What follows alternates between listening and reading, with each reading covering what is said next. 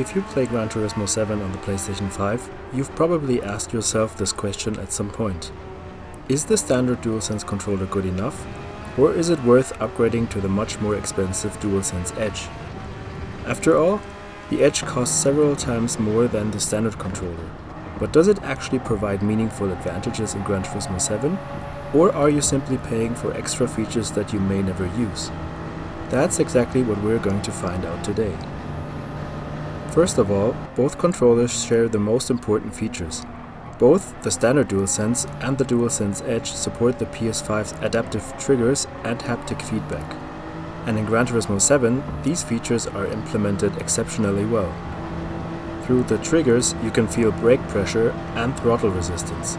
Through the haptic feedback, you can sense different road surfaces, curbs, and even the loss of traction. As a result, the driving experience is already excellent on both controllers. So if you're expecting the DualSense Edge to completely transform the driving experience, you may be disappointed. The core immersion is very similar between the two controllers. The real differences come down to customization. One of the biggest advantages of the DualSense Edge in Gran Turismo 7 is the ability to fine-tune the analog sticks. Through the PS5's Edge settings, you can adjust stick sensitivity and response curves. That might sound technical, but it can be useful when steering. Some drivers prefer a more direct steering response, while others like a smoother input curves that allows for finer control through the fast corners.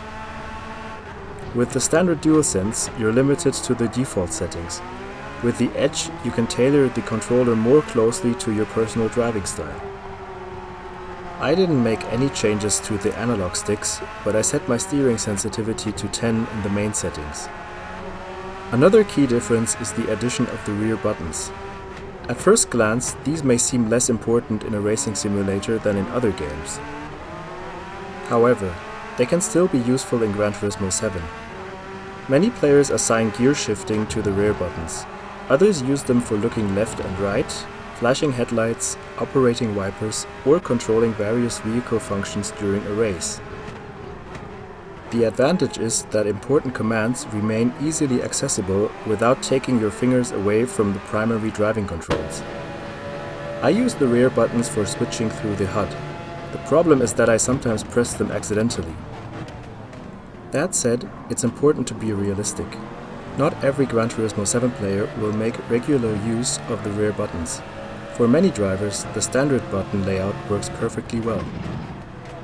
Another benefit of the Edge is its support for multiple controller profiles.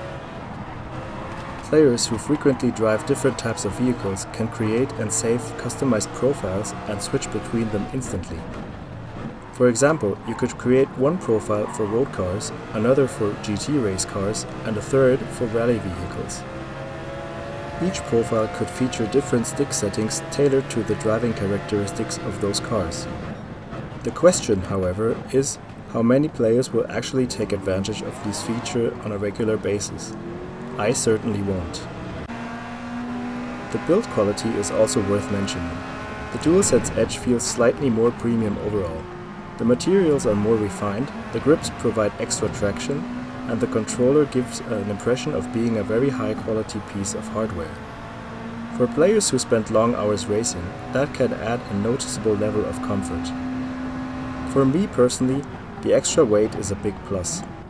At 325 grams, the DualSense Edge weighs around 45 grams more than the standard DualSense, giving it a more substantial feel and making it more comfortable to hold. Now let's get to the question that matters most for Gran Turismo 7 players. Does the Edge actually make you faster? The honest answer is, in most cases, not really. Of course, customized stick settings and optimized button layouts may help you feel more comfortable and consistent, but the difference is usually much smaller than many people expect. In Gran Turismo 7, the biggest performance gains still come from improving your braking points, racing lines, car control, and overall racecraft. A DualSense Edge will not turn an average driver into a top-level competitor. If you're already highly competitive and fighting for every tenth of a second in online races, the additional customization options may provide a small advantage. For the majority of players, however, The actual lap time improvement will be minimal or even impossible to measure. There is also the issue of price. The standard DualSense is already an excellent controller for Gran Turismo 7 and includes all the essential features. The DualSense Edge, on the other hand, often costs well over $150, euros or pounds depending on your region. That raises an important question. Could that money be better spent elsewhere? And this is where things get especially interesting.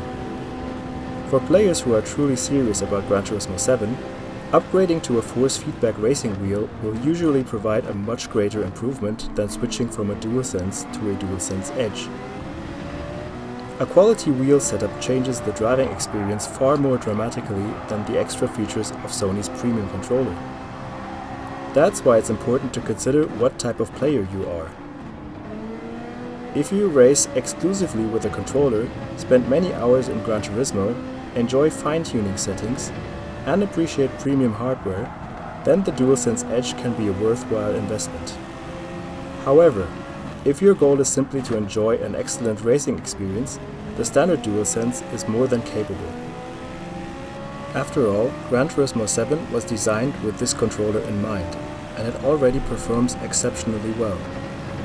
So my conclusion is this: the DualSense Edge is undoubtedly the better and more versatile controller, but for Gran Turismo 7 specifically, its advantages are relatively limited.